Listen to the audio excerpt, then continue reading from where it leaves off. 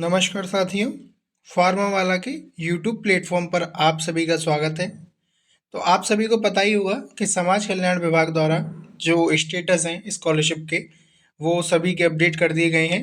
आप सभी ने अपने जो स्टेटस है वो देख भी लिए होंगे। लेकिन जो आपके स्टेटस में रीज़न लिखा हुआ आ रहा है, उस रीज़न के अकॉर्डिंग जो आपका पैसा है वो आपको कब तक मिल पाएगा, वो सारी बातें आज हम इस वीडियो में बताएंगे। और दूसरी चीज़, आज हो गई हमारी 10 अप्रैल। ठीक है। तो आज के दिन स्टूडेंट्स का जो पैसा है वो आना है। तो आज कौन कौन से स्टूडेंट्स का पैसा आएगा, और जो भी साथी हमारे साथ नए जुड़े हैं, हमारे इस चैनल पर पहली बार विजिट कर रहे हैं, तो आप सभी से रिक्वेस्ट है कि आप सभी चैनल को ज़रूर सब्सक्राइब करिए।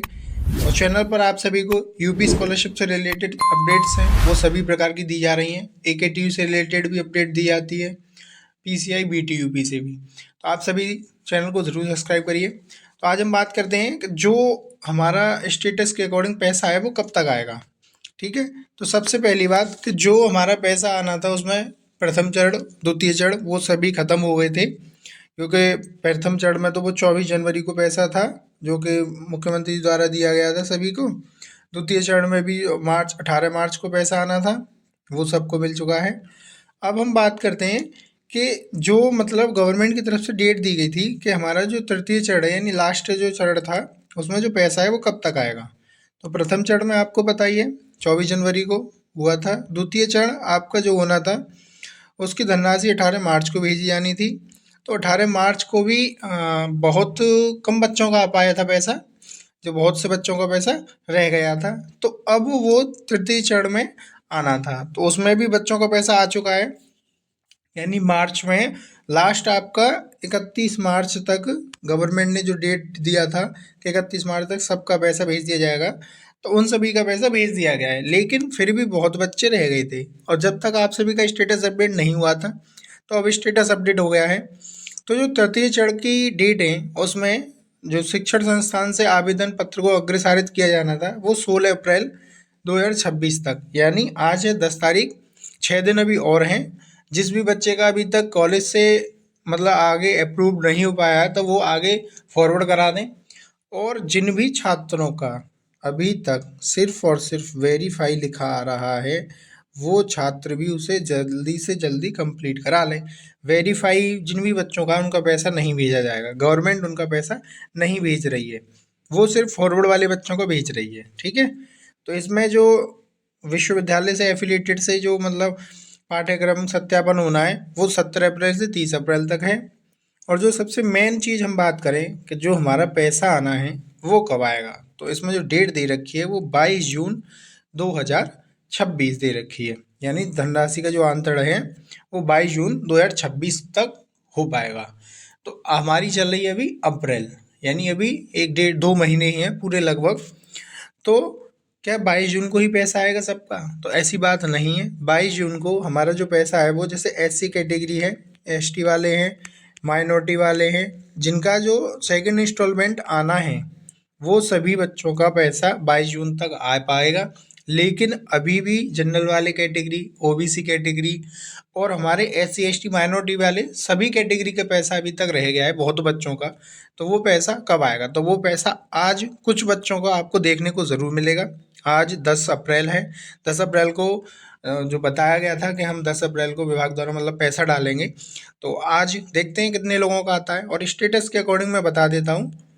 अगर आपका जो स्टेटस है वो जैसे इस तरीके का आ रहा है, इस बच्चे का यहाँ पे सारी चीज़ें कंप्लीट है, वेरीफाई है, करेक्ट भी है, सब कुछ है, लेकिन ब्लॉक बाय डायरेक्टोरेट, इसका क्या मतलब है?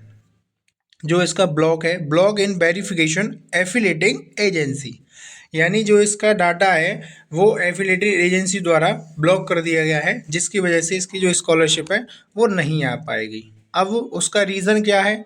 उसका रीज़न भैया कुछ भी हो सकता है। यूनिवर्सिटी ने आपका जो डाटा है वो मिसमैच हो गया है हो, या आपको और भी कोई दिक्कत आ रही हो, तो वो यूनिवर्सिटी एफिलेटेड एजेंसी द्वारा ब्लॉक हुआ है। तो वहाँ से जो करेक्शन होना वो मुश्किल है, और आप कॉलेज में बात करके देख लीजिए अगर हो जाता है तो। दूसरी चीज़ मैं बताऊं तो एक स्टेटस ये है जिसमें यहाँ पर जो ब्लॉक है वो मैनेजमेंट कोटा, साफ लिखा हुआ है कि मैनेजमेंट कोटा के थ्रू, मतलब जो आपका एडमिशन वगैरह है वो किसके थ्रू हुआ है, कैसे हुआ है, वो सारी चीज़ें आप अपने कॉलेज में जाके बात ज़रूर करिएगा। हो सकता है कि इसका कोई ना कोई सॉल्यूशन मिल जाए। अगर मिलता है तो बहुत अच्छी बात है, नहीं तो जो ब्लॉक है डाटा वो तो आपका ब्लॉक रहेगा। ठीक है। दूसरी चीज़ कि इस तरीके का अगर आपका शो हो रहा है, यानी सारी चीज़ें वेरीफाई हैं, करेक्ट हैं, वेरीफाई हैं, लेकिन यहाँ पर इस दोनों लाइनों में कुछ नहीं शो हो रहा है, तो आप परेशान ना हो, आपका पैसा बहुत जल्द आपको अपने अकाउंट में देखने को ज़रूर मिल जाएगा। और दूसरी चीज़ मैं बता दूं, अब बहुत सी मतलब ये चीज़ हो रही है कि आपका जो मैसेज आ रहा है गवर्नमेंट की तरफ से पेमेंट का, वो तो आ रहा है, लेकिन जो पेमेंट है वो आपके अकाउंट्स में नहीं दिखा रहा है। तो वो बच्चे क्या करें? तो आपका पैसा हो सकता है आपके जैसे मल्टीपल्स अकाउंट हो, तो आप सबसे पहले अपने अकाउंट चेक कराइए। अगर आपका अकाउंट पता है कि आपके सिर्फ एक ही अकाउंट है और उसमें भी आपका पैसा नहीं आया है, तो 1 से 2 दिन का वेट करिए। क्यों? क्योंकि 24 से 48 घंटे में पैसा आपके अकाउंट्स में आ जाएगा। ठीक है। तो इस चीज़ का थोड़ा सा मतलब धैर्य बनाए रखो, आपका पैसा जाएगा कहीं नहीं। अगर सारी चीज़ें आपकी कंप्लीट है, वेरीफाई है, तो आपका पैसा आपको ज़रूर मिल जाएगा। दूसरी चीज़, अगर इस तरीके का आपका स्टेटस शो हो रहा है तो इसमें क्या हो सकता है? इसमें सारी चीज़ें कंप्लीट हैं इस बच्चे की, लेकिन जो वेरिफिकेशन हुआ है DW अधिकारी द्वारा, वहाँ से रिजेक्ट कर दिया गया है। किस कारण से? Wrong marks fill in form 10/6/20, यानी आपका जो फॉर्म है उसमें आपने जो मार्क्स हैं वो गलत भर दिए हैं। इसकी वजह से जो आपका फॉर्म है वो DW अधिकारी द्वारा रिजेक्ट कर दिया गया है। अब आप उसमें ये चेक करिएगा कि जो फॉर्म फिल किया था उसमें आपने गलत भरा है या आपके कॉलेज से फॉरवर्ड होते हुए टाइम वो गलत फिल हुआ है। अगर फॉरवर्ड होते हुए टाइम कोई गलत चीज़ फिल हुई है तो वो चीज़ें कॉलेज वालों से बोलिए, वो वहाँ से उसे सही करके दोबारा भेजेंगे और आपका जो पैसा है वो आ जाएगा। ठीक है। अगर आपने ही कोई गलती करी है भरने में तो फिर कुछ नहीं हो सकता है, आप उसका कोई मतलब वो नहीं है कि आप इसमें दोबारा से आप स्कॉलरशिप को मंगा सकें। ठीक है। और दूसरी चीज़ एक इस तरीके का आ रहा है, अगर आपका स्टेटस में not included in demand due to master fees not found in master database. ठीक है। ये ज़्यादातर बच्चों का देखने को मिल रहा है और ये माइनॉरिटी वर्ग के बच्चों के में स्टेटस में ज़्यादा प्रॉब्लम आ रही है कि not included in demand due to master fees not found in master database. जो आपकी मास्टर फीस है, यानी जो भी आपका कोर्स है, आपने जो कॉलेज से फॉर्म फिल किया होगा उसमें जो डेट है वो भरी है, आपकी जो मतलब जो फीस है, जैसे आपकी कोई की फीस है 50,000 रुपये, आपने क्लेम करी है 50,000 रुपये। ठीक है। तो जो मास्टर फीस है वो आपकी मास्टर डाटा से मैच नहीं हो पाई है। इसका कारण क्या है? तो इसका कारण आप अपने कॉलेज में जाएं या आपका जो भी स्कूल वगैरह है उसमें जाएं, वहाँ से ये सारी चीज़ें सही होंगी। कॉलेज वाले इस चीज़ को सही कर सकते हैं, बाकी और कोई नहीं कर सकता है। कॉलेज से अगर नहीं हो पा रहा तो कॉलेज से एप्लीकेशन लिखवाइए, आप DW अधिकारी के यहाँ पे जाइए। और दूसरी चीज़, आप सभी छात्र एक बार 1076 पर कंप्लेंट ज़रूर करिएगा, क्योंकि इस नंबर पर कंप्लेंट करने से आपकी जो भी चीज़ें मतलब परेशान हो रहे हो आप, वो चीज़ थोड़ी कम हो जाएगी और आपको सारा सॉल्यूशन इस नंबर से ज़रूर मिल जाएगा। तो आप इस चीज़ का विशेष ध्यान रखिएगा। दूसरी चीज़, आज जो पैसा था वो आना है, वो सिर्फ़ और सिर्फ इस तरीके के बच्चों को आएगा जिनका यहाँ पर वेरीफाई लिखा हुआ आ रहा है। ये सारी चीज़ें इनकी वेरीफाई हैं। ठीक है। जिन जिनका वेरीफाई है बहुत अच्छी बात है, जिनका अभी तक वेरीफाई नहीं हो पाया है तो वो थोड़ा सा वेट कर लें या फिर अपना वेरिफिकेशन प्रोसेस है उसे ज़रूर कंप्लीट करा लें। बिना वेरिफिकेशन के आपका पैसा आपको नहीं मिल पाएगा।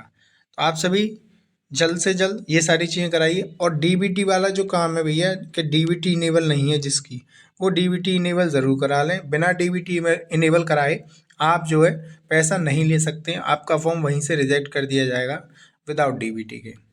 तो आप DBT ज़रूर इनेबल कराइए और जो भी कोई अपडेट्स आ रही है वह सबसे पहले आपको प्रोवाइड करा रहा हूँ। तो आप सभी हमारे टेलीग्राम चैनल से जुड़ सकते हैं, व्हाट्सएप चैनल से भी जुड़ सकते हैं और यूट्यूब चैनल को आप सब्सक्राइब ज़रूर करिएगा।